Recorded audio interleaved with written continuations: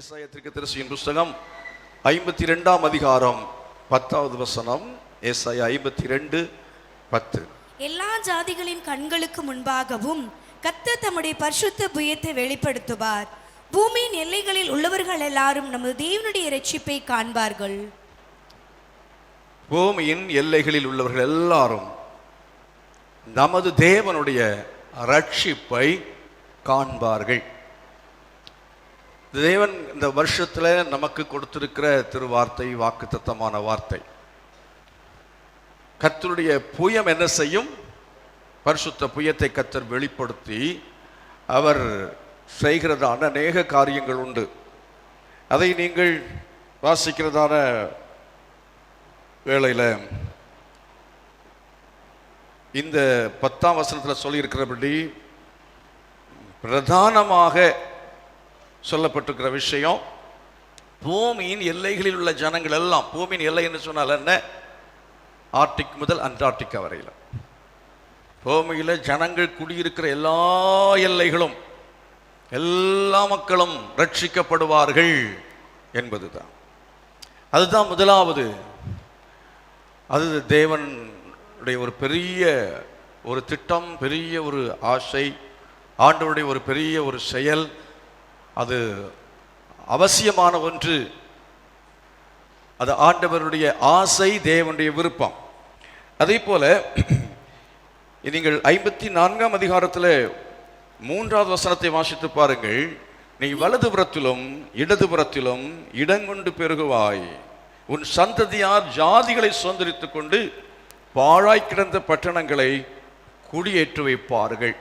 இது ஆண்டவர் செய்கிற அவர் பலத்தினாலே செய்யக்கூடிய இரண்டாவது விஷயம், செய்ய வேண்டிய விஷயம், செய்யக்கூடிய விஷயம். ஆண்டவர் சொல்ற, நீ வலதுபுறத்தில் இடதுபுறத்தில் என்ன செய்வாய்?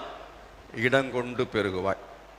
54வது அதிகாரத்தில் 12வது வசனத்தை வாசித்து பாருங்கள். 12லிருந்து, உன் பலகணிகளை பளிங்கும், உன் வாசல்களை மாணிக்க கற்களும், உன் மதில்களை எல்லாம் உச்சிதமான கற்களும் ஆக்குவேன். உன் பிள்ளைகள் எல்லாரும் கர்த்தரால் போதிக்கப்பட்டிருப்பார்கள். உன் பிள்ளைகளுடைய சமாதானம் பெரிதா இருக்கும். நீதியினால் ஸ்திரப்பட்டிருப்பாய், கொடுமைக்கு தூரமாவாய், பயமில்லாதிருப்பாய், திகிலுக்கு தூரமாவாய், அது உன்னை அணுகாது. 17ஆம் வசனம், உனக்கு விரோதமாய் உருவாக்கப்படும் எந்த ஆயுதமும் வாய்க்காதே போகும். உனக்கு விரோதமாய் உருவாக்கப்படும் எந்த ஆயுதமும் வாய்க்காதே போகும். 8ஆம் வசனத்தில் சொல்றாரு, 58ல், அதாவது உன் சுகவாழ்வு சீக்கிரத்தில் துளிர்த்து உன் நீதி உனக்கு முன்னாலே செல்லும், உன் கர்த்தருடைய மகிமை உன்னை பின்னாலே காக்கும். இப்படி நீ இந்த பக்கத்துலையும் அந்த பக்கத்துலையும் இன்னும் பல வாக்குத்தத்தங்கள் எல்லாம் நீங்க கண்டுபிடிக்கலாம். அதெல்லாம் பார்க்குறோம். இது எல்லாத்தையும் நிறைவேற்றுவதற்காக கர்த்தர் சொல்ற அவருடைய பரிசுத்த புயத்தை என்ன செய்வார்? வெளிப்படுத்துவார். ஹல்லேலூயா! எத்தனை பேர் விசுவாசிக்கிறீங்க? கர்த்தர் தமது பரிசுத்த புயத்தை என் வாழ்க்கையிலே அவர் வெளிப்படுத்துவார், என் குடும்பத்தில் வெளிப்படுத்துவார். 2 கையை மீது சொல்லுங்க, கர்த்தர் பரிசுத்த புயத்தை அவர் எனக்கு வெளிப்படுத்துவார், என் குடும்பத்தில் அவர் வெளிப்படுத்துவார், என் சபையிலே வெளிப்படுத்துவார், அந்த தேசத்திலே வெளிப்படுத்துவார். விசுவாசத்தோடு கர்த்தர் மகிமைப்படுத்துவோமா? ஹல்லேலூயா! இதெல்லாம் ஆண்டவருடைய விருப்பம், ஆண்டவருடைய ஆசை. உங்களை பற்றி கர்த்தருக்கு நிறைய ஆசை இருக்கு, என்னை பற்றி ஆண்டவருக்கு நிறைய ஆசை இருக்கு, விருப்பம் இருக்கு. ஒரு தகப்பனுக்கு பிள்ளை மேலே என்னெல்லாம் ஆசை இருக்கும், அதை விட அதிகமாக கர்த்தர் நம்ம மேலே, இந்த பூமி மேலே, ஜனங்கள் மேலே, விசுவாசிகள் மேலே நிறைய அவர் வச்சிருக்கார். அதில் பிரதானமான ஒன்று என்ன தெரியுமா? பூமியின் எல்லைகளில் இருக்கிற ஜனங்கள் எல்லாரும் என்ன செய்ய வேண்டும்? அவர் ரட்சிப்பை காண வேண்டும். பூமியின் எல்லைகளில் உள்ள ஜனங்கள் எல்லாம் ரட்சிக்கப்பட வேண்டும் என்பது தேவனுடைய ஆசை, பெரிய ஆசை, பெரிய ஆசை. அது பேராசை, தேவையில்லாத ஆசை அப்படின்னு சொல்ல முடியுமா? முடியாது. அது அந்த ஆசைன்னா, ஒரு பிள்ளைங்க ஆக்சிடென்ட் ஆகக்கூடாது அப்படின்னு நினைக்கிறது பேராசையா? நம்முடைய பிள்ளைகளுக்கு வந்து கெட்டது வரக்கூடாதுன்னு நினைக்கிறது பேராசையா? இல்லை, அது எல்லா பெற்றோருக்கு இருக்கிற ஆசை, எப்போவுமே உள்ளத்துக்குள்ளே இருக்கிற ஏக்கம். அதுதான், என் பிள்ளைக்கு ஒரு கஷ்டம் வந்துடக்கூடாது அப்படின்னு சொல்லி நம்ம என்ன செய்கிறோம்? எப்போ அதுக்கு நினைக்கிறோம். அதே மாதிரி தான் எப்போவுமே ஆண்டவருக்குள்ள இருக்கிற தீராத ஏக்கமும் தாகம் என்னன்னா, இந்த பூமியின் ஜனங்கள் எல்லாம் ரட்சிக்கப்பட வேண்டாம். நடந்துதான், நினைச்சது மாதிரி நடக்குதா? இல்லவே இல்லை. அவர் சர்வ வல்லமையுள்ள தேவன். தமது பரிசுத்த புயத்தை அவர் வெளிப்படுத்தி அதை செய்திருக்கலாமே, ஏன் செய்யல? அநேக காரியங்கள் நம்முடைய வாழ்க்கையிலே செய்கிற காரியங்கள் ஆண்டவர் வாக்குத்தத்தம் பண்ணி இருக்கிறார். அதெல்லாம் நம்ம ஆசைப்படுற நிறைய காரியங்கள் இருக்கு.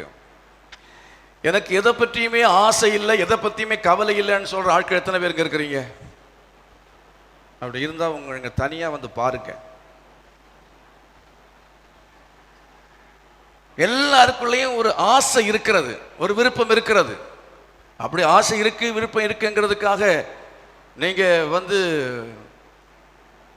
வேற விதமா கையில் காசு இல்லை, பணம் இல்லை, 100 மில்லி போடணும், சாராயம் ரொம்ப ஆசையாக இருக்குது, ஆண்டவரே எனக்கு 100 மில்லி சாராயம் கூடும், அதுக்கு காசு தரோன்னு கேட்டால் அந்த விருப்பத்தையெல்லாம் கர்த்தர் என்ன செய்ய மாட்டார், நிறைவேற்ற மாட்டார். அந்த அளவு மாதிரி யார் ஜோம் பண்ணுறாங்க, அப்படியும் ஜோம் பண்ணுறான் இருக்கத்தான் செய்வான். அப்படியும் இல்லாமல் இருப்பாங்களா? விசுவாசிகளுக்கே என்ன தெரியல, நல்லது எது கெட்டது எதுன்னு தெரியல, நல்ல கூட்டம் எது பொல்லாத கூட்டம் எதுன்னு தெரியல. அப்படி இருக்கிற சமயத்தில் உலக பிரகாரமான மக்கள், திருடுறவன் எத்தனை பேர் போய் அவன் பொருத்தனை பண்ணிட்டு போகிறான். நான் போய் தென்னை மரத்தில் ஏறி நான் தேங்காய் திருடிட்டு வருவேன், சுகமாக நான் மாட்டிக்கிடாமல் வந்தேன்னா வழியில் வந்து என்ன செய்வேன், சாமி உனக்கு ஒரு தேங்காய் என்ன செய்கிறேன், உடைக்கிறேன் அப்படின்னு சொல்லி அவன் பொருத்தனை பண்ணிட்டு போகிறான். நிறைய மக்கள் வந்து அவன் தவறு பண்ணுவது, கொலை பண்ணுறதுக்கும் கூட அவன் சாமிக்கிட்ட வரம் கேட்டுட்டு போகிறவன் இருக்கான்.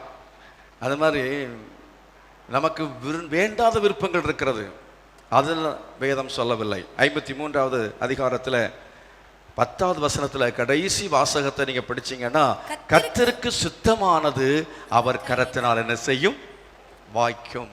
கர்த்தருக்கு சித்தமானது அவர் கரத்தினால், கை வைத்து சொல்லுவோமா, கர்த்தருக்கு சித்தமான படி நான் வச்சிருக்கிற விருப்பம் ஆசை எல்லாம் அவர் கரத்தினால் வாய்க்கும். அல்லேலூயா. எத்தனை பேர் விருப்பம் வச்சிருக்கீங்க? எத்தனை பேர் ஆசைப்படுறீங்க? தப்பே கிடையாது, யாரும் கை வைத்தல. ஆனால் ஆசைப்படுங்க. விருப்பம் என்பது தவறு கிடையவே கிடையாது. வீடை விரும்புகிறது தப்பு இல்லை, கார் விரும்புகிறது தப்பு இல்லை, ஒரு 2 வீலருக்கு வேணும்னு விரும்புகிறது தவறு இல்லை. டிவிஎஸ் 50 இப்போ இருக்குது. ஆனால் டிவிஎஸ் 50 தான் காலம் வரையிலும் வச்சுருக்கணும்னு ஆண்டவர் விரும்பலை. நீங்கள் அதை விட ஒரு 50,000க்கோ 75,000க்கோ உள்ளதான நல்ல ஒரு ஒரு ஒரு 2 வீலர் ஒன்று நீங்கள் ஆசைப்படுவதோ விரும்புவதோ தவறு இல்லவே இல்லை. 2 பேர் நீங்கள் பிரயாணம் பண்ணி சர்ச்சுக்கு வர்றதுக்காக அது வசதியாக இருக்கும் அப்படின்ட்டு விரும்புகிறீங்க, தப்பு இல்லை. அடுத்த வீட்டில் அந்த மாதிரி வச்சுருக்காயா, என் அண்ணன் வாங்கிட்டு அதனால் நான் வாங்கணும், அதுக்காக ஆசைப்படக்கூடாது. அந்த ஆசை சொல்லலை. உங்களுக்கு 2 பேருக்கு உங்களுக்கு வேலைக்கு போனவங்க கொஞ்சம் டிஸ்டன்ஸாக போக வேண்டியிருக்கு, இதில் சரியாக போக முடியலை, ஆண்டவரே எனக்கு ஒரு நல்ல வாகனம் இருந்தால் பரவாயில்ல, இந்த மாதிரி இருந்தால் பரவாயில்ல, இந்த மாதிரி இருந்தால் பரவாயில்ல. இப்போ நாங்கள் 5 பேர் வீட்டில் இருக்கிறோம், 4 பேர் இருக்கிறோம், 2 வீலரில் வர முடியலை, நாங்கள் சர்ச்சுக்கு ஒன்றா வர முடியலை, பஸ்ஸில் ஏறி லேட்டாக ஆகுது, எங்களுக்கு ஒரு கார் கொடு ஆண்டவரே, ஒரு கார் வேணும் அப்படின்னு விரும்புகிறோம். அப்படின்னு நீங்கள் விரும்புனீங்கன்னா கர்த்தர் நிச்சயமாக கொடுப்பார். ஆமென். நம்பிக்கை இல்லாத ஆட்களுக்காக நான் ஒன்றும் செய்ய முடியாது. கொடுப்பார்னு சொன்னாலும் கொடுப்பாரா, எங்களுக்கு எங்கே கொடுப்பார் அப்படின்னு கொடுத்துருப்பாரே. அப்போ ஏன் கொடுக்கலைங்கிறத பார்ப்போம், ஏன் ஆண்டவர் கொடுக்கலைங்கிறத பார்ப்போம். நான் சொல்கிறேன், நம்ம ஆசைப்படுறது எல்லாத்தையும் கர்த்தர் கொடுப்பார். கர்த்தருக்கு சுத்தமானதை கொடுப்பார். அதை நான் புரிஞ்சுக்கணும், அண்டர்லைன் பண்ணி. கர்த்தருக்கு சுத்தமானவைகளை கர்த்தர், நான் விரும்பின காரியங்களை கர்த்தர் செய்வார், கொடுப்பார். ஆடம்பரத்துக்காகவும் அல்ல, அம்மா வந்து அதிக பேராசைக்காக அல்ல, தேவை அவசியம் என்பதற்காக விரும்புகிறோம் என்று சொன்னால், சரியானதை விரும்புகிறோம் என்றால் கர்த்தர் அவைகளை நிச்சயமாய் நமக்கு தருவதற்கு வல்லமை உள்ள தேவன் என்பதை உறுதியாய் சொல்லுகிறேன். விசுவாசிக்கிறீங்களா? மறுபடியும் கேட்குறேன், விசுவாசிக்கிறீங்களா?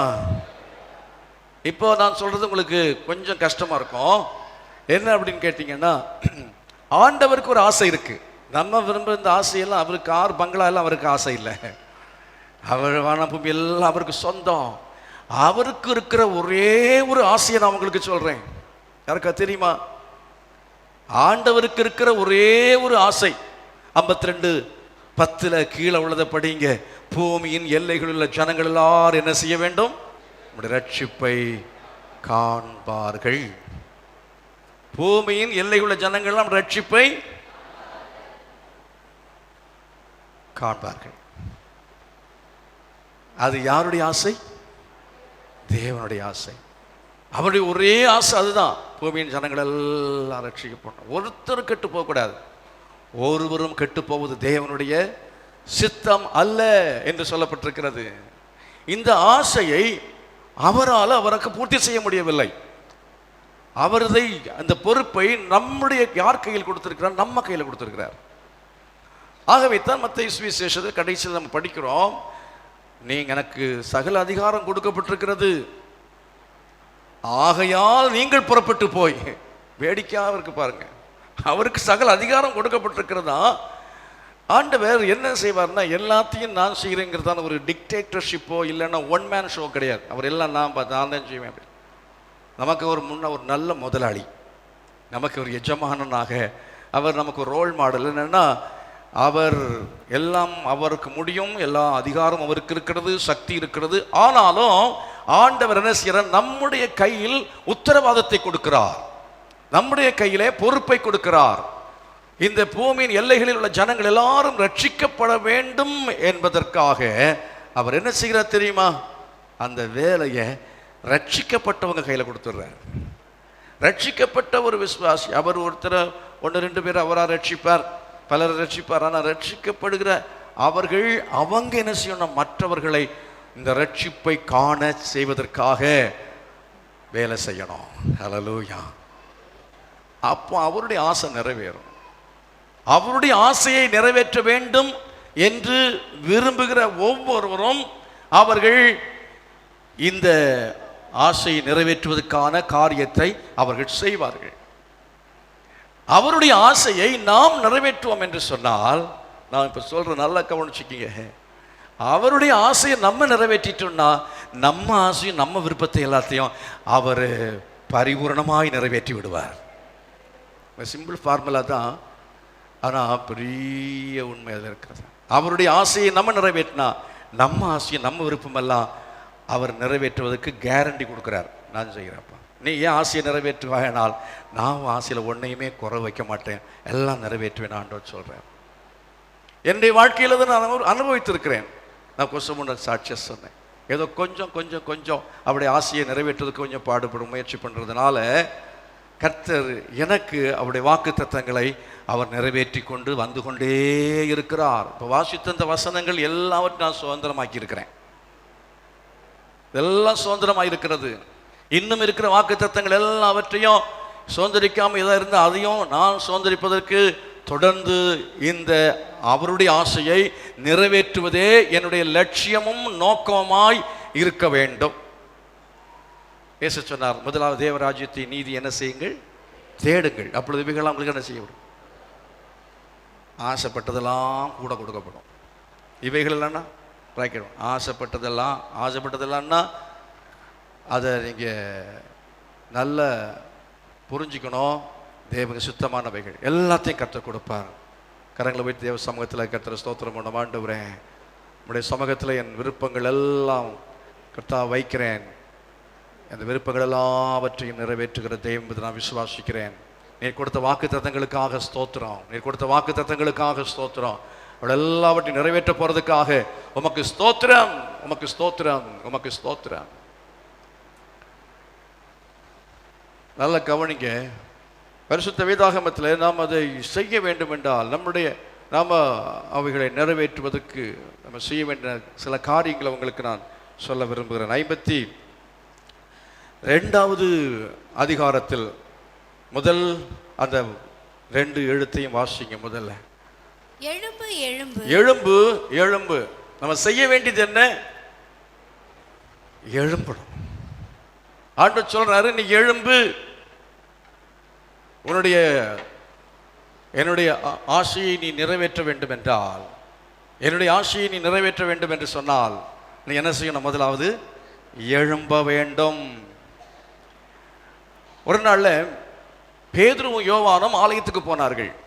ஆலயத்துக்கு போகிற சமயத்தில் அங்கே வாசல் அருகே, அலங்கார வாசல், அந்த வாசல் அருகே ஒருவன் பிறவி சப்பானியா இருந்தான். அந்த பிறவி சப்பானியா இருக்கிற அந்த மனுஷனை அவர் உற்று பார்த்து அவனை தூக்கி விட்டார்கள். எழும்பு என்று சொல்லி அவனை எழுப்பி விட்டார்கள். அவன் என்ன செய்தான்? எழும்பி நடந்து குதித்து துதித்து கொண்டே தேவனுடைய ஆலயத்துக்குள் போனான் என்று சொல்லி வேதம் சொல்லுகிறது. அப்போ இயேசு கிறிஸ்து ஒரு சமயத்தில் ஒரு குஷ்ரோகியை பார்த்து கேட்டார், நீ சுகமடைய வேண்டும் என்று விரும்புகிறாயான்னு கேட்டார். சுகமடைய வேண்டும் என்று விரும்புகிறாய் ஏன் கேட்டாரு? அவன் எத்தனையோ குஷ்ரோகிகள் இந்த உலகத்தில் அவன் கேள்விப்பட்டதும் எல்லாவற்றையும் வைத்து அவனுடைய மனதில் இருக்கிற ஒரு எண்ணம் என்ன தெரியுமா? குஷ்டரோகம்னா சுகாகாது, குஷ்டரோகம் சுகாகாது. சில பாஸ்டர் சொல்லுவாங்க, சுகரு சுகமாயிடுச்சு அப்படின்னு யாராவது சாட்சி சொன்னால், மேடையில் சாட்சி சொல்ல வச்சா அது பொய். எப்படி சுகர் சுகமாகும்? அனைவர் கேட்குற கேள்வி, எப்படி சுகர் சுகமாகும்? எய்ட்ஸ் வியாதி சுகமாயிடுச்சு அப்படி யாராவது சாட்சி கொடுத்தாங்கன்னா அதெல்லாம் சும்மா இந்த பாஸ்டர்ஸு, இவாஞ்சலிஸ்டுகள் ஏதோ ஏமாத்துறேன். சில ஏமாத்து இருக்கலாம், ஆனால் அது சுகமாகாது அப்படின்னு சொல்லி நம்ம நினைக்கக்கூடாது. நான் போன வாரம் அங்கே சொன்னேன்னா இல்லை வேற சொன்னேன்னு நினைக்கிறேன். பால் யாங்கிச்சோ, டேவிட் யாங்கிச்சோ ஒரு இப்போ பேர், சென்னைக்கு வந்தார் போன வருஷம். இந்த 100வது ஆண்டு நம்முடைய அசம்பிளிஸ் ஆஃப் காடுடைய 100 ஆண்டு நிறைவு விழா, அது கொண்டாட்டத்துக்காக வந்தார். வந்தபோது அவருடைய கூட்டத்தில் நான் கடைசியில் இல்லை, நான் வந்துட்டேன். ஆனால் பாஸ்டர் எட்வர்ட் ஜெயஜோதி அந்த கூட்டத்தில் இருந்தாராம். அவரை நான் சமீபத்தில் பார்த்த பொழுது அதுக்கு முன்னாடி ரொம்ப மெலிஞ்சிருப்பார். அவருக்கு கூடிய சுகர் இதனால் ரொம்ப மெலிஞ்சு ரொம்ப மோசமாக இருந்தார். கொஞ்சம் பரவாயில்லாமல் தெரிஞ்சார். நான் கேட்டேன், இப்போ எப்படி நல்லா இருக்கீங்களா, அவங்க சுகர்லாம் நார்மலாக இருக்கா அப்படின்னு கேட்டேன். பாஸ்டர் உங்களுக்கு தெரியாதா, எனக்கு இப்போ சுகரே கிடையாது, பிபி இருந்தது, பிபி கிடையாது. என்ன சொல்கிறீங்க? ஆமாம், நான் இந்த மீட்டிங்கில் போனேன், அந்த ஜெபத்தில் ஆண்டவர் என்ன சுகப்படுத்தினார். அதுலேருந்து நான் டெஸ்ட் பண்ணி பார்க்குறேன், எனக்கு பிபியோ சுகரோ கிடையாது, எல்லாம் நார்மலாக இருக்குது. டேப்லெட் நான் எடுக்கிறதே கிடையாது, இப்போ நார்மலாகவே இருக்கிறேன், என்னை பரிபூர்ணமாக ஆண்டவர் சுகப்படுத்திட்டார். அது உடம்பு பார்க்கும்போது தெரிஞ்சது. ஆனால் நீங்கள் அடிக்கடி செக் பண்ணி பார்க்குறீங்க, செக் பண்ணி தான் பார்க்குறேன் பாஸ், எனக்கு சுகர் கிடையாதுட்டார். அப்போ சுகமாகாது அப்படிங்கிற ஒரு தப்பு கணக்கு, இது நடக்காது, இது ஆண்டவரால் செய்ய முடியாது, மனுஷனால் செய்ய முடியாது, யார் நினைச்சாலும் நடக்காது, இந்த பிள்ளை பிறக்காது, இல்லை குழந்தை அதாவது கல்யாணம் நடக்காது, இப்படி நம்ம எதிர்மறையாய் நினைத்து கொண்டு இருக்கிற நபரிடத்துல தான் ஆண்டவர் கேட்க வேண்டியிருக்கு. அவராக செய்ய மாட்டார். அப்படி நினைப்புள்ள ஆட்கள் நாம் பதில் சொல்ல வேண்டும் என்று விரும்புகிறார். ஆண்டவர் கேட்டார், நீ சுகமடைய வேண்டும் என்று விரும்புகிறாயா? ஆம், நான் சுகமடைய வேண்டும் என்று விரும்புகிறேன். ஏன்னா அவன் அதை கேள்விப்பட்டான், இயேசுனால முடியும் என்கிறது அவன் அறிந்திருந்தான். ஆகவே சில ஆட்கள் அப்படியே தான் இருக்க விரும்புகிறோம். நம்ம எதுவும் புதுசாக பெறணும்னு விரும்பலை. குஷ்ரோகம்னா குஷ்ரோகத்திலே இருக்க விரும்புகிறோம், சப்பானினா சப்பானியாகவே இருக்க விரும்புகிறோம். எனக்கு கால் இல்லை, ஐயா தர்மம் போடு, பிச்சை போடு அப்படின்னு அவன் கேட்டது மாதிரி இல்லாததை சொல்லி அழுதுகிட்டு புலம்பிட்டு யாரையோ சார்ந்து இருக்கிறோம். அவனுக்குள்ளால ஓடிட்டு இருந்த எண்ணம் தெரியுமா? என்ன தெரியுமா? எனக்கு கால் மட்டும் இருந்தேன்னா நான் எப்படி இருப்பேன்? நான் நடந்து குதித்து என்ன செய்வேன்? ஆராதனை செய்வேன். எனக்கு கால் இல்லாததுனால நான் நடந்து உள்ளால போக முடியல, எனக்கு வேற வழியில பிச்சை கேட்டுட்டு உட்கார்ந்துருக்கேன். எனக்கு நடக்க முடியாதனால பிறருடைய உதவியை நான் நாட வேண்டியிருக்கிற, பிறருக்கு நான் பாரமா இருக்க வேண்டி இருக்கிறது. எனக்கு நடக்க முடியும், எனக்கு கால் இருக்கும் என்று சொன்னால் நான் இந்த சீசலோடு சேர்ந்து நானும் போய் ஊழியம் செய்வேன், நானும் வெளியில போய் சுவிசேஷம் சொல்ல முடியும். கால் இல்லாததுனால இதெல்லாம் செய்ய முடியல, இருந்தா இதெல்லாம் செய்ய முடியும், நான் செய்வேன் அப்படிங்கிற ஒரு ஏக்கம் அவனுக்குள்ள இருந்ததை என் தேவனாகிய கர்த்தர் பார்த்திருக்க வேண்டும். கர்த்தர் மகிமைப்படுத்துவோமா? எந்த விதமான நோக்கத்தோடு நீங்க ஜெபம் பண்றீங்க, எந்த விதமான நோக்கம் உங்களுக்குள்ள இருக்கிறது, எந்த விதமான விருப்பம் உங்களுக்குள்ள இருக்கிறது, எந்த விதமான நோக்கத்துல ஆசை வச்சிருக்கீங்க என்கிறத கர்த்தர் பார்க்கிறார். உங்க மனசை கர்த்தர் ரீட் பண்றார், அறிந்து கொள்கிறார். வெளி தோற்றத்தை மட்டுமல்ல, வெளியே இருக்கிற பிரச்சனையை மாத்திரமல்ல, ஆண்டவர் உங்களை கவனித்து யார் அனுப்பணுமோ அவங்களை அனுப்பி எந்த நேரத்தில் விடுவிக்க வேண்டுமோ அப்பொழுது உங்களை விடுவிப்பதற்கு அவர் வல்லமையுள்ள தேவனாக இருக்கிறார். கர்த்தரை மகிமைப்படுத்துவோம். ஹல்லேலூயா. இல்லாததை நினைச்சிட்டு சும்மா நம்ம புலம்பிட்டு இருக்க கூடாது. இருந்தா என்ன செய்யலாம், இல்லை இருக்கிறத வச்சு என்ன செய்யலாம் என்கிறத யோசிக்க வேண்டும். கடந்த வாரத்தில் நான் ஒரு யூடியூப்ல ஒருத்தருடைய பாடலை நான் கேட்டேன். மிக அருமையா பாடுறார். அவர் பாடுற அந்த கூட்டத்தில் பல்லாயிரக்கணக்கான மக்கள், லட்சம் சொல்லலாம். அது ஒரு சிறப்பான ஒரு கூட்டம். அது என்ன கூட்டம் சரியா ஞாபகம் இல்லை. போப்பாண்டவர் அந்த கூட்டத்தில் நடுவில் இருக்கிறார். இப்போ உள்ள போப்பாண்டவர் அல்ல, அவர் இருக்கிறார். அதுல இந்த வாலிபன் மிக அருமையாய் பாடுறான். உட்கார்ந்துட்டு பாடுறான். ஏன் கால் இல்லாதனால இல்ல, கால் இருக்கு ஆனா 2 கைகள் இல்லை. சரி, கால் இல்லாததுனால அவன் உட்காரணும். ஏன் உட்கார்ந்தான் கேட்குறீங்களா? பாடுறதுக்கு அவனுக்கு மியூசிக்கு வேற யாரும் போடல, அவனே தான் போட்டான். என்ன போட்டான் தெரியுமா? கிட்டாரை. மிக அருமையாக அந்த கிட்டாரை கீழே வச்சு அவன் காலில் அவன் வாசிக்கிறான். சரி, நான் சொல்றது உட்கார்ந்தானா நின்னால் ஒரு சின்ன நின்று வாசித்தான் என்று தான் நினைக்கிறேன். உட்கார்ந்தான் வாசித்தான்.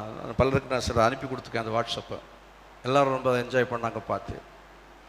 அந்த கிட்டாரை அவன் மிக நேர்த்தியாக அந்த காலில் போட்டு மிக பிரமாதமாக பாடினான்.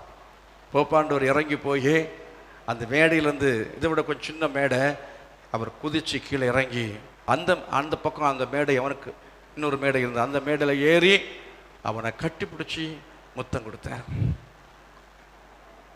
கரங்களை கற்று மையப்படுத்தும். அது கதையல்ல, உண்மையான நிஜம். யூடியூப்பில் இருக்கிற ஒரு காரியத்தை தான் பார்த்தது. காலு இல்லை அப்படிங்கிறதுக்காக, நமக்கு இல்லை என்கிறதுக்காக நம்ம உட்கார்ந்து என்ன செய்யக்கூடாது, சும்மா இருக்கக்கூடாது, எழும்ப வேண்டும். ஹல்லேலூயா. எது நமக்கு இருக்கிறதோ இருக்கிறதை கொண்டு நாம் எழும்ப வேண்டும். நம்ம எல்லாம் கர்த்தர் கொடுத்திருக்கிற, எவ்வளவு கொடுத்திருக்கிற எல்லாம் இருந்துமே எழும்பாம உட்கார்ந்து இருக்கிறோம். அந்த வசனத்தை பாருங்க, 52வது அதிகாரத்தில், எழும்பு எழும்பு சீயோனே, உன் வல்லமையை நீ தரித்துக்கொள், பரிசுத்த நகரமாகிய எருசலேமே உன் அலங்கார வஸ்திரங்களை உடுத்திக்கொள், தூசியை உதறிவிட்டு என்ன செய், நீ எழுந்திரு. இதெல்லாம் பலமுறை வாசித்திருக்கோம். அதனால அந்த விதமா வாசித்துட்டு ஓடி போறது நான் சொல்லல. எழும்ப வேண்டும். we must arise. எழுப்பணும்.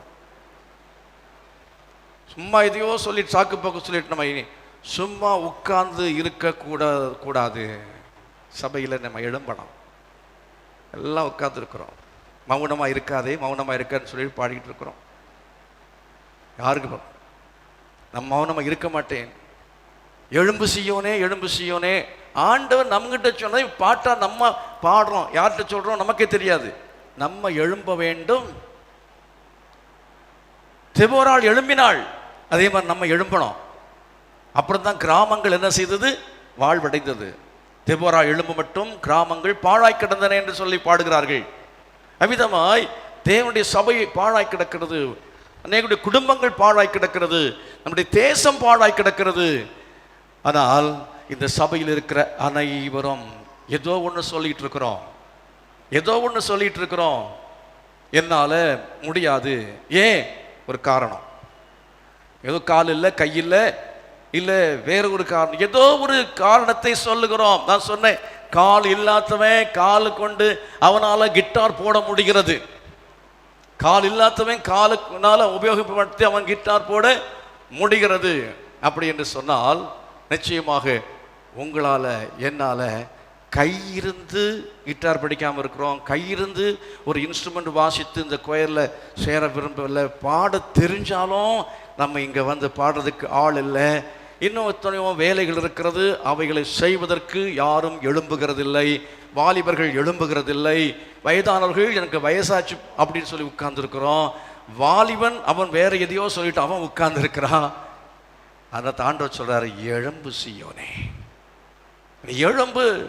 பூமியின் ஜனங்கள் எல்லாரும் ரட்சிப்பை காண வேண்டும் என்று சொன்னால் சபையார் எழும்ப வேண்டும், தேவனுடைய சபை எழும்ப வேண்டும், திருச்சபை எழும்ப வேண்டும், விசுவாசிகள் எழும்ப வேண்டும். இயலாமையை நம்ம சொல்லிட்டு இருக்கிறதால எஸ்கேப் ஆகவே முடியாது. எனக்கு கூட முடியாது, இயலாமை தான். ஆனால் எழும்பினா கர்த்தர் இன்னும் அதிக பலனை தர்றாரு. இன்னைக்கு 2 ஆறுதலில் பிரசங்கம் பண்ணிட்டு 3வது தான் இன்னைக்கு பேசுகிறேன். இப்போ உட்காந்துட்டேன்னா உட்காந்துருவேன், அவ்வளோதான்.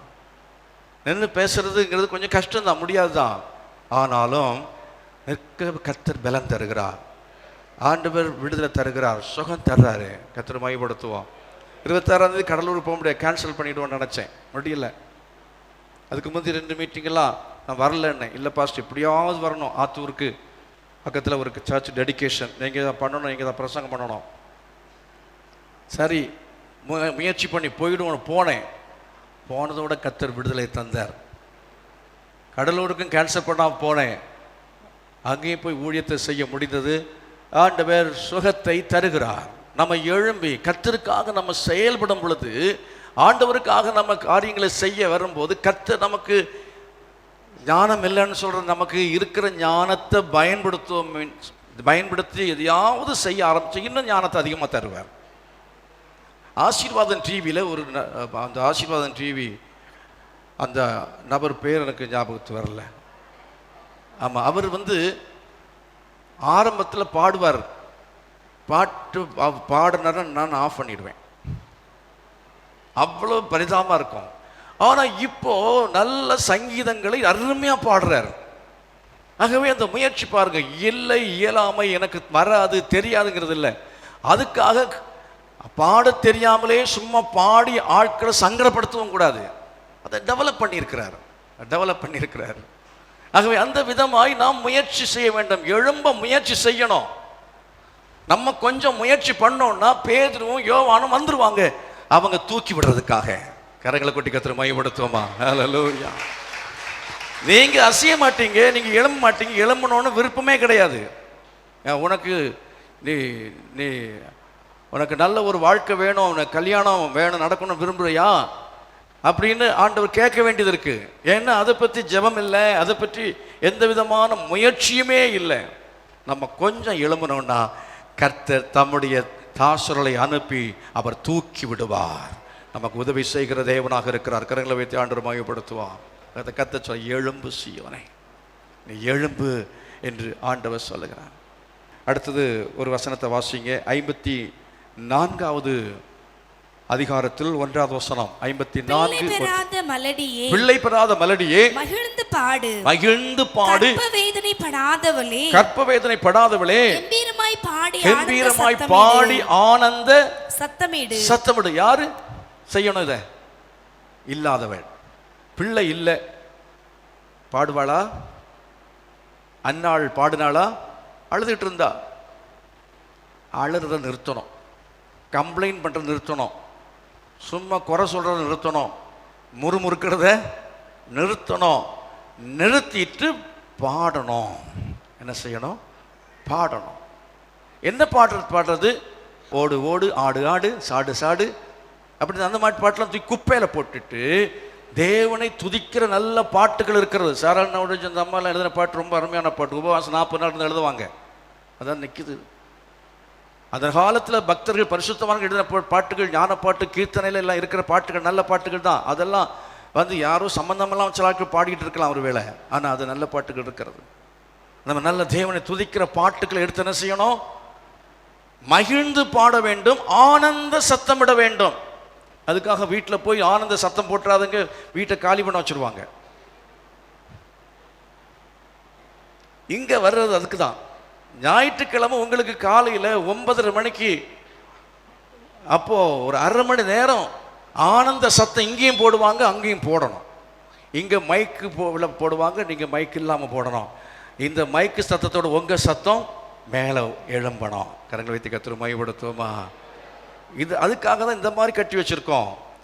ஆட்கள் தொந்தரவில்லாமல் இருக்கிறதுக்கு ஒரு இடத்தை பார்த்து கட்டி வச்சிருக்கோம். இங்கே ஆனந்த சத்தமிட வேண்டும், மகிழ்ச்சியாய் ஆரவாரத்தோடு கம்பீரித்து என்ன செய்ய வேண்டும்? தேவனை துதிக்க வேண்டியது அவசியமாக இருக்கிறது. கர்த்தர் மகிமைப்படுத்துங்கள். ஹல்லேலூயா. அதனால நம்ம மாதிரி சோர்ந்து போயிடலாம இல்லை அப்படின்னு சொன்னாலும் மகிழ்ச்சியாக தேவனை என்ன செய்ய வேண்டும்? துதிக்க வேண்டும், ஆனந்த சத்தமிட வேண்டியது அவசியம். சொல்ல போனால் கவலைப்படாமல் இருங்க, நீங்கள் உற்சாகமாக இருங்க, உற்சாகமாக இருங்க. விசுவாசிகள் உற்சாகமாக இருந்தோன்னா, நம்ம கவலைப்படாமல் இருந்தோன்னு சொன்னால், நம்ம அழாமல் ஆனந்த சத்தம் போட்டுக்கிட்டு இருந்தோன்னு சொன்னால், நம்ம ஆனந்த சத்தம்னு சொல்கிறது சத்தம் வெளியே கேட்க, உள்ளுக்குள்ள ஆனந்த சத்தம் அதை மக்கள் பார்ப்பார்கள். நம்முடைய சந்தோஷத்தை மக்கள் பார்க்கணும், நம்முடைய மகிழ்ச்சியை மக்கள் பார்க்க வேண்டும், குடும்பத்தில் உள்ள மக்கள் பார்க்க வேண்டும், தேசத்தில் உள்ள மக்கள் பார்க்க வேண்டும். அப்பொழுது நான் சொல்லுகிறேன், பூமியின் எல்லைகளில் ஜனங்கள் எல்லாரும் ரட்சிக்கப்படுவார். அந்த தேவனுடைய ஆசை நிறைவேறும். கர்த்தரை மகிமைப்படுத்துங்கள். ஹல்லேலூயா. நம்பர் 3, மூன்றாவதாக நீங்கள் 53ஆம் அதிகாரத்தில் 1வது வசனத்தை வாசிக்கலாம். எங்கள் மூலமாய் கேள்விப்பட்டதை விசுவாசித்தவன் யார்? கர்த்தருடைய புயம் யாருக்கு வெளிப்பட்டது? புயம் யாருக்கு வெளிப்பட்டது? எங்கள் மூலமாய் கேள்விப்பட்டதை விசுவாசித்தவன் யார்? அர்த்தம் என்ன? இவர் இந்த கேள்வியை கேட்கிறாரு, பதில் சொல்லல. எங்கள் மூலமாய் கேள்விப்பட்டது எதை அவன் யாருக்கோ சொல்லி இருக்கிறான். ஏசாயாவுடைய வேலை என்ன? தேவனுடைய நாமத்தை அறிவிக்கிற வேலை. அந்த தேவனுடைய நாமத்தை அறிவிக்கிற வேலையை செய்ததான ஏசாயா எங்கள் மூலமாய், தீர்க்கதரிசிகளாக எங்கள் மூலமாய் கேள்விப்பட்டதை விசுவாசித்தவன் யார்? எங்க ஒரு கேள்வி எனக்கு போட்டு வைக்கிறாரு. அதுக்கு அடுத்தது ஒரு வசனம் சொல்றாரு, கர்த்தருடைய புயம் யாருக்கு வெளிப்பட்டது என்று அதற்கு ஒரு கேள்வி போட்டு வைக்கிறார். அப்படி என்று சொன்னால் நாம் செய்ய வேண்டிய அடுத்த விஷயம் என்ன தெரியுமா? நாம் அறிந்த தேவனுடைய நாமத்தை, அறிந்த தேவனுடைய ரட்சிப்பை, நித்திய வாழ்வை பற்றி அறியாத கேள்விப்படாத மக்களுக்கு அறிவிக்க வேண்டியது அவசியமாக இருக்கிறது. எத்தனை பேர் ஆமென் சொல்றீங்க? பூமி எல்லை உள்ள ஜனங்கள் எல்லாம் ரட்சிக்கப்பட வேண்டும் என்கிற தேவனுடைய ஆசை நிறைவேற வேண்டும் என்றால், கர்த்தருடைய ஆசை நிறைவேற வேண்டும் என்று சொன்னால், நம்ம கேள்விப்பட்டதை, நம்ம அறிந்ததை அறிவிக்க வேண்டியது அவசியம். அந்த கடமை நம்ம தலை மேல இருக்கு. தலையில கை வச்சிருக்க, இந்த கடமை என் தலையில் ஆண்டவர் வச்சிருக்காரு, நான் தான் அதை செய்யணும், அதை வேற யாரும் செய்ய மாட்டாங்க, நம்ம தான் அதை செய்யணும். அப்போ கேள்விப்பட்டதை விசுவாசித்தவன் யார்? அந்த கேள்வி ஏன் போடுறாருன்னா, கேள்விப்பட்ட யாரும் என்ன செய்யல, அறிவிச்சாலும் யாரும் ரட்சிக்கப்படலையே, அதனால தான் அறிவிக்காம இருக்கு. நான் சொன்ன யாரும் கேட்க மாட்டான், அதான் நமக்கு பிரச்சனை. அதான் அவர் அதான் சொல்றாரு, கர்த்தருடைய கரம் வெளிப்பட வேண்டும். அல்லேலூயா. 3000 பேர் ரட்சிக்கப்பட்டாங்க. ஏன்? 10 நாட்கள் மேல் வீட்டறையிலே 120 பேர் கூடி அவர்கள் ஜெபத்தில் தரித்திருந்தார்கள். எந்த ஒரு மனுஷன் ஜெபத்தில் தரித்திருந்து ஆத்மாவுக்கு சுவிசேஷம் சொல்றானோ அந்த ஆத்மாவை கர்த்தர் ரட்சிப்பார். அதுக்கு உதாரணம் சொல்றேன். ராத்திரி முழுவதும் மாடியில் உட்கார்ந்து ஜெபம் பண்றேன். 80வது வருஷம் 1980 ஒரு நபர் ரட்சிப்புக்காக. அந்த நபரை காலையில் போய் சந்திக்கிறேன். அவரை சந்திக்க வாய்ப்பு கிடைத்தது. தொடர்ந்து அவருக்கு சுவிசேஷம் சொல்ல வாய்ப்பு கிடைத்தது. அவர் அதுக்கடுத்து ஞானஸ்நானம் எடுத்தார். அவர் நல்ல ஒரு நபராக, அநேக ஊழியத்துக்கு உதவி செய்கிற நபராக இன்னைக்கு இருக்கிறார். எதை சொல்றேன்? தரித்திருந்து ஜெபித்தால் நிச்சயமாகவே கர்த்தர் சுவிசேஷம் நம்ம சொல்றத ஆண்டவர் அவர் கனப்படுத்தி அவர் ரட்சிப்பார். விசுவாசிக்கிறீங்களா? ஜெபம் பண்ணாமல், நம்ம கையில துப்பாக்கி இருக்கு, ஆனா என்ன இல்லை? குண்டு இல்லை. ஜெபம் இல்லைன்னா அதாவது வெட்டு துப்பாக்கி, குண்டு இல்லாத துப்பாக்கி மாதிரி. சபை சுவிசேஷம் சொன்னாலும், யார் சுவிசேஷம் சொன்னாலும், யார் பிரசங்கம் பண்ணாலும், நமக்கிட்ட சரியான ஜெபம் இல்லை என்றால் கிரியை நடக்கவே நடக்காது. கர்த்தருடைய புயம் யாருக்கு வெளிப்பட்டது? அடுத்த வசனத்தை பாருங்க, அதுல சொல்லியிருக்கு, இளங்கிளையை போலவும் வறண்ட நிலத்திலிருந்து துளிர்க்கிற வேரை போலவும். கஷ்டம்தான். அதாவது இயேசு கிறிஸ்துவை பற்றி இங்கே கீழே உள்ள வசனங்கள் எல்லாம் வர்ணிக்கிறது, சொல்லுகிறது, வறண்ட நிலத்திலிருந்து அவர் எழும்பி வருகிறவர். ஆகவே நம்முடைய சூழ்நிலைகள் சரியில்லாமல் இருக்கலாம், ஆனா நம்ம என்ன செய்யணும்? துளிர்த்து வர வேண்டும். வறண்ட நிலத்திலிருந்து என்ன செய்ய வேண்டும்? துளிர்த்து நாம் எழும்ப வேண்டியது அவசியம். சூழ்நிலை மாற்ற முடியாது. நம்ம சூழ்நிலையை மாற்ற, நம்ம அந்த சூழ்நிலையை மேற்கொண்டு சுவிசேஷத்தை சொல்லணும். ரட்சிப்பை என்ன செய்ய வேண்டும்? சொல்ல வேண்டும். தேவனுடைய ஊழியத்தை நாம் செய்ய வேண்டும். மாத்திரமல்ல, வேகமா அதில் சிலதை நான் அந்த அதிகாரத்தில் உள்ளதான சத்தியத்தை நான் சொல்றேன். இயேசு கிறிஸ்துவினுடைய வாழ்க்கையை பற்றி தான் அது சொல்லி இருக்கிறது. எங்கள் மூலமாய் கேள்விப்பட்டதை ஒருவரும் விசுவாசிக்கவில்லை. ஏன் விசுவாசிக்கவில்லை? வாழ்க்கை சரியில்லை. நம்முடைய வாழ்க்கையும் பிரசங்கமும் ஒன்னா இருந்ததுன்னா கர்த்தருடைய கரம் என்ன செய்யும்? வெளிப்படும். நம்முடைய வாழ்க்கையும் ஜெபம் இருக்கலாம், ஆனா வாழ்க்கை சரியில்லைன்னா. இயேசுடைய வாழ்க்கையை பற்றி இங்க பாருங்க, 5 விஷயங்கள் சொல்கிறேன், குறித்துக் கொள்ளுங்க. நம்பர் 1, எளிமையானவர். 2வது வசனத்தில் சொல்லிருக்கிற சத்தியம் என்ன என்றால் எளிமையானவர். Easy approachable person. எளிதாக நம்மை ஜனங்கள் சந்திக்கக்கூடிய நபராக, சந்திக்கக்கூடிய இடத்துல சந்திக்க வேண்டியவராக. யோவான் ஸ்நாபகனை பாருங்க, அந்த மாதிரி இயேசுவை பாருங்க. அதே போல நாம் இடத்துல சுவிசேஷத்தை மக்கள் கேட்பதற்கோ ஜெபம் பண்ணுவதற்கோ நம்ம என்னன்னா எளிதாக அணுகக்கூடிய நபர்களாக இருக்க வேண்டும். அப்படி நம்ம இருப்போம் என்று சொன்னால் பூமியின் ஜனங்கள் எல்லாம் ரட்சிக்கப்படுவார்கள். கரங்களை வைத்து கர்த்தரை மகிமைப்படுத்துவோமா? அது மட்டுமல்ல, அசட்டை பண்ணப்பட்டார், ஆண்டவர் புறக்கணிக்கப்பட்டார் இயேசு கிறிஸ்து. 2-3 வசனங்கள் சொல்லுகிறது.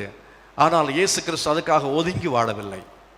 போனால் கல்லறிகிறாங்க, என்னை மதிக்க மாட்டேங்கிறாங்க, கேவலமாக பேசுகிறாங்க, கிரிட்டிசைசம் பண்ணுறாங்க, அதனால நான் போக மாட்டேன். எங்கேயாவது நான் ஒரு மலையில் போய் உட்காந்து ஜெபம் மட்டுங்க, ஆத்துமாவை ரட்சியம் ஆண்டவரை தாருமான்னு ஜெபம் மட்டுங்க, நான் போனால் ஏற்றுக்கொள்ள மாட்டேங்கிறாங்க அப்படின்னு சொல்லி இயேசு இருந்தாரா? இல்லை. ஆண்டவர் இயேசு அவ்விதமாய் ஒதுங்கி போகவில்லை, ஒதுங்கி வாழவில்லை, தாழ்வு மனப்பான்மைக்கு இடம் கொடுக்கவில்லை. நம்பர் 3, அவர் அடிக்கப்பட்டார், நொறுக்கப்பட்டார். ஆனாலும் இயேசு கிறிஸ்து அவர் சோர்ந்து போகவில்லை. சுவிசேஷத்து நிமித்தமாக மட்டும் அல்ல, அன்னைக்கு நமக்கு வருவதான பிரச்சனைகள், பாடுகள் நிமித்தமாய், பிரச்சனைகள் நிமித்தமாய், சோதனைகள் நிமித்தமாய் நாம் சோர்ந்து போகிறோம். விசுவாசிகள் சோர்ந்து போய் ஞாயிற்றுக்கிழமை உற்சாகப்படுத்தப்பட்டு அனுப்பப்படுறாங்க. அதுதான் பிரச்சனை.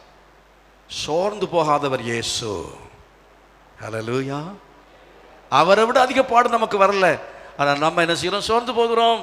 அவர் சோர்ந்து போகவில்லை. நம்பர் 4, இயேசு கிறிஸ்துவை பற்றி 53:7 சொல்லப்பட்டிருக்கிறது, அவர் வாயை திறவாமல் இருந்தார். அவர் அடிக்கப்படும் பொழுது வாயை திறக்கவில்லை. சாந்த குணமுள்ளவராயிருந்தார். நமக்குள்ள பொறுமை இல்லை. நம்முடைய கோபம், நம்முடைய சாந்தமில்லாத குணத்தை பார்க்கும் பொழுது மற்றவர்கள் சுவிசேஷத்தை ஏற்றுக்கொள்ள முடியவில்லை. நம் மூலமாய் அவர்கள் ரட்சிப்பை பெற்றுக்கொள்ள முடியவில்லை. ஜனங்கள் ரட்சிக்கப்படாமல் இருக்க காரணம் தான் நம்ம குணம், பொறுமை இல்லை, சாந்தம் இல்லை, நிதானம் இல்லை. நம்ம என்ன செய்கிறோம்? நம்ம கோபப்படுற ஆட்களாக இருக்கிறோம், எரிஞ்செரிஞ்சு விடுற ஆட்களாக இருக்கிறோம். இதெல்லாம் மாறணும். நமக்குள்ள ஒரு மாற்றம் வரணும். கரங்களை வைத்து கர்த்தரை மகிமைப்படுத்துவோம். 5வது, இயேசு அக்கிரமக்காரருக்காக வேண்டிக் கொண்டார் என்பதுதான் அந்த தீர்க்க தரிசன வசனம். அக்கிரமக்காரருக்காக, பிதாவே இவர்களுக்கு மன்னியும், கசப்பு வைராக்கியம் என்பது அவருக்குள்ள இல்லை. நல்ல இருதயம், குட் ஹார்ட், நல்ல இருதயம் இயேசு வச்சிருந்தார். விசுவாசிக்கு நல்ல இருதயம் இருந்தா, சபையாருக்கு நல்ல இருதயம் இருந்தா, வீட்டில் உள்ளவங்க ரட்சிக்கப்பட்டுருவாங்க, சமுதாயம் ரட்சிக்கப்பட்டுரும். விசுவாசிக்கிறீங்களா? எத்தனை பேர் விசுவாசிக்கிறீங்க? பூமியின் ஜனங்கள் எல்லாம் ரட்சிப்பை என்ன செய்வார்கள்? காண்பார்கள் என்று சொல்லப்பட்டிருக்கிறது. எல்லாரும் தேவ சமூகத்தில் எழும்பி ஆண்டு கேட்ப, ஆண்டவரே, எல்லாரும் எழும்பி வலது கரத்தை உயர்த்திட்டு சொல்லுங்க, பூமியின் ஜனங்கள் எல்லாரும் ரட்சிப்பை காண வேண்டும். பூமியின் ஜனங்கள் எல்லாரும் ரட்சிப்பை காண வேண்டும். சொல்லுவோம், பூமியின் ஜனங்கள் எல்லாரும் ரட்சிப்பை காண வேண்டும். எத்தனை பேர் இந்த வார்த்தைகள் மூலமாக நமக்குள்ளால ஒரு கரிசனை வந்திருக்கிறது. ஆண்டவருடைய விருப்பத்தை நிறைவேற்ற எத்தனை பேர் நம் முன்னுக்கு வருகிறோம்? கர்த்தருடைய ஆசையை நாம் நிறைவேற்றும் பொழுது கர்த்தர் நம்முடைய விருப்பங்களை அவர் 100% நிறைவேற்றி தருவார். விசுவாசிக்கிறீங்களா? அவருடைய ஆசையை விருப்பத்தை நாம் நிறைவேற்றும் பொழுது நம்முடைய ஆசை விருப்பத்தை 100% அவர் நிறைவேற்றி தருவார். கர்த்தருக்கு சித்தமானது அவர் கரத்தினாலே வாய்க்கும் என்று சொல்லி மிக தெளிவாய் தேவனுடைய வசனம் சொல்லுகிறது. தேவ சமூகத்தில் கை வைத்து சொல்ல, ஆண்டவரே உம்முடைய ஆசையை நான் நிறைவேற்றுவேன் அப்பா, உம்முடைய ஆசையை நான் நிறைவேற்ற முடியும் ஒப்பு கொடுக்கிறேன். எத்தனை பேர் ஒப்பு கொடுக்குறீங்க? உம்முடைய ஆசையை நிறைவேறுவட்டும் அப்பா. பூமியின் எல்லைகள் உள்ள ஜனங்கள் எல்லாரும் ரட்சிக்கப்படுவார்களாக. பூமியின் எல்லைகள் உள்ள ஜனங்கள் எல்லாரும் ரட்சிக்கப்படுவார்களாக. சொல்லுங்க, கை வச்சு. பூமியின் எல்லைகள் உள்ள ஜனங்கள் எல்லாரும் ரட்சிக்கப்படுவார்களாக. ஓ ஹalleluya. நீர் ஆண்டவரே ஆசைப்படுறது நடக்கணும்ப்பா. ஒருவரும் கெட்டு போக கூடாது. எல்லாரும் மனம் திரும்ப வேண்டும். எல்லாரும் ஆண்டவரே தேவ ராஜ்யத்துக்குள்ள வந்து சேரணும். எங்க சொந்தத்தில் இருக்கிற ஆட்கள், எங்க பக்கத்தில் இருக்கிற ஆட்கள், என் நண்பர்கள், என் உறவினர்கள் அனைவரும் ரட்சிக்கப்பட வேண்டும் என்று சொல்லி தேவ சமூகத்தில் ஒரு நிமிஷம் கையை வைத்து ஜெபம் பண்ணுங்க. உங்க சொந்தக்காரங்களுக்காய் ஜெபிங்க, உங்க நண்பர்களுக்காய் ஜெபிங்க, உங்க தெருவில் இருக்கிற மக்களுக்காய் ஜெபியுங்கள். வாரத்தில் ஒரு நாள் 2 பேராய் உட்கார்ந்து போராடி தேசத்துக்காய் ஜெபம் பண்ணுவோம். பக்கத்தில் இருக்கிற மக்களுக்காய் ஜெபம் பண்ணுவோம். கர்த்தர் நிச்சயமாய் அவர் கிரியை செய்வார். நிச்சயமாய் இந்த உலகம் ரட்சிக்கப்படும். இந்த சபையிலிருந்து அநேக ஊழியர்கள் எழும்புவார்களாக. இந்த சபையிலிருந்து அநேக மிஷனரிகள் எழும்புவார்களாக. உலகம் எங்கும் அன்றைக்கு 12 பேர் அனுப்பப்பட்டார்கள். ஆனால் இங்கே ஆயிரத்துக்கு அதிகமான ஜனங்கள் இருக்கிறதான இந்த சபையில் இருந்து மிஷனரிகள் புறப்பட்டு செல்ல வேண்டும். இந்த சபையிலிருந்து அநேக ஊழியர்கள் எழும்ப வேண்டும். உலகம் எங்கும் புறப்பட்டு செல்ல வேண்டும். உலகத்தின் எல்லை எங்கும் இந்த கல்வாரி அசம்பிளி ஆஃப் காட் திருச்சபையிலிருந்து ஒரு விசுவாசி உலகத்தின் ஒவ்வொரு பகுதிக்கும் செல்ல வேண்டும். எத்தனை பேர் விரும்புகிறீர்கள்? எத்தனை பேர் நடக்கணும் விரும்புறீங்க? இந்த சேலத்திலிருந்து, இந்த சேலம் சபையிலிருந்து உலகத்தில் எல்லா எல்லைகளிலும் எல்லா விதமான திசைகளிலேயும் ஜனங்க கடந்து ஊழியம் செய்ய ஒரு காரியத்தை கர்த்தர் செய்ய விரும்புகிறார். ஓ ஹalleluya. அது நடக்கணும்னு சொல்றாங்க. நல்லா கை வைத்து ஹalleluya. Thank you Jesus. Amen.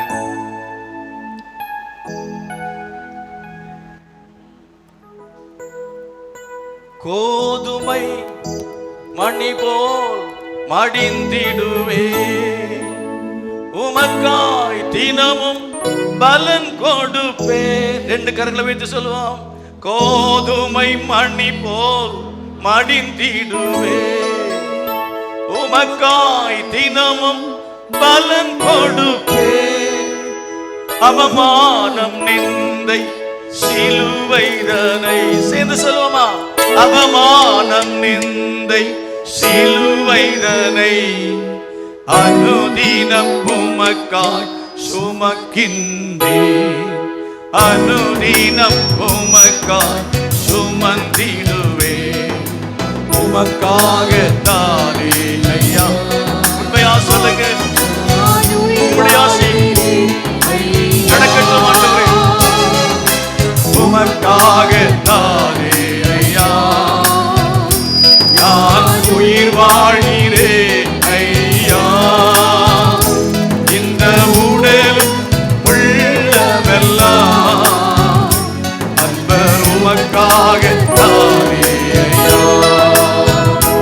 இந்த உடல் உள்ளவெல்லாம் அன்பர் உமக்காக தானே ஐயா.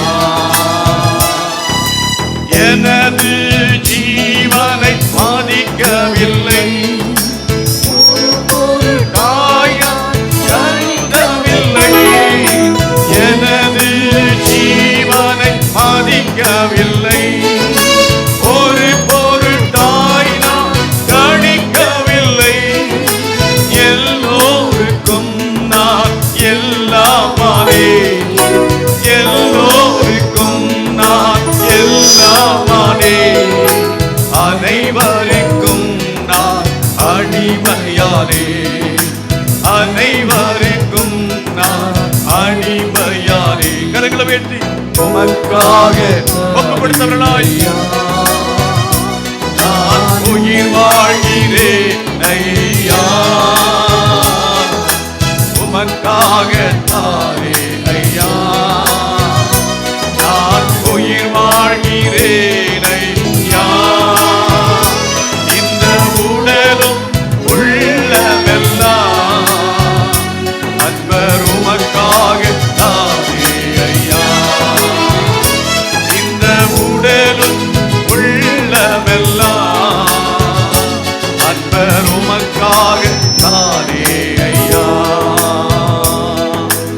எனது பேச்செல்லாம் உமக்காக, எனது செயலெல்லாம் உமக்காக, எனது பேச்செல்லாம் உமக்காக, எனது செயலெல்லாம் உமக்காக, எழுந்தாலும் நடந்தாலும் உமக்காக, எழுந்தாலும் நடந்தாலும் உமக்காக, அமர்ந்தாலும் படுத்தாலும் உமக்காக, நடந்தாலும் உமக்காக, உமக்காக தானே ஐயா. நான் உயிர் வாழ்கிறேன் ஐயா. உமக்காக தானே ஐயா. நான் உயிர் வாழ்கிறேன் ஐயா. இந்த உடலும் உள்ளமெல்லாம் அன்பர் உமக்காக தானே ஐயா. இந்த உடலும் உள்ளமெல்லாம் அன்பர் உமக்காக தானே ஐயா. தகப்பனே, இந்த காலை நேரத்தில் உம்முடைய சமூகத்தில் நாங்கள் கடந்து வரும்படி கர்த்தர் கிருபை கொடுத்ததுக்காக ஸ்தோத்திரம். எங்களை விசுவாசத்தில் நிலைநிறுத்தின தயவுக்காக ஸ்தோத்திரம். இந்த ஆராதனையில் நீ மகிமைப்பட்டதுக்காக நன்றி செலுத்துகிறோம். இன்னைக்கு நாங்கள் ஆண்டவரை கேட்ட வசனத்தின்படியாக உம்முடைய ஆசை, உம்முடைய விருப்பத்தை நாங்கள் நிறைவேற்ற எங்களை கர்த்தாவை ஒப்பு கொடுத்திருக்கிறோம். இதை கர்த்தாவை தொடர்ந்து நாங்கள் செயல்படுத்துவதற்காக முயற்சி செய்யணும். நாங்கள் தொடர்ந்து கர்த்தாவை செயல்பட வேண்டும். நாங்கள் உற்சாகம் அடைந்து போய்விடக்கூடாது, சிந்தித்து அப்படி அமர்ந்து விடக்கூடாது. எழும்பி செயல்படும்படியாய் நீர் எங்களுக்கு தொடர்ந்து அனுக்கிரகம் பண்ணும்படி கேட்கிறோம். ஒவ்வொருடைய தேவைகளையும் சந்தியும். வியாதிகள் நீங்கட்டும், பலவீனங்கள் நீங்கட்டும், கஷ்டங்கள், கவலைகள், வேதனையோடு வந்தவர்கள் எல்லாருடைய வேதனைகளையும் பாரங்களையும் கர்த்தர் நீர் ஆண்டவரை அப்புறப்படுத்தும்படி கேட்கிறேன். சுகமளிக்கும் வல்லமை சரங்களை பாய்வதாக. இயேசுவின் நாமத்திலே வியாதிகள், பலவீனங்கள் நீங்கி போகும்படி அப்புறப்படுத்துகிறேன். எல்லா விதமான கட்டுகளும் அவிழ்க்கப்படும்படியாய் ஜெபிக்கிறேன். ஒரு பெரிய விடுதலை உண்டாகட்டும். ஒரு பெரிய ஆசீர்வாதத்தை நம்முடைய பிள்ளைகள் அனுபவிப்பார்களாக. இயேசுவின் நாமத்தில் பிதாவே, ஆமென். நம்முடைய கர்த்தர் இரட்சகருமாய் இருக்கிற இயேசு கிறிஸ்துவின் கிருபையும் பிதாவாகிய தேவனுடைய அன்பும் பரிசுத்த ஆவியானுடைய அந்யோன்யமும் சமாதான பாதுகாவலும் நம் அனைவரோடும் சகல பரிசுத்தவான்களோடு கூட இன்னும் நிலைத்திருப்பதாக. ஆமென். God bless you.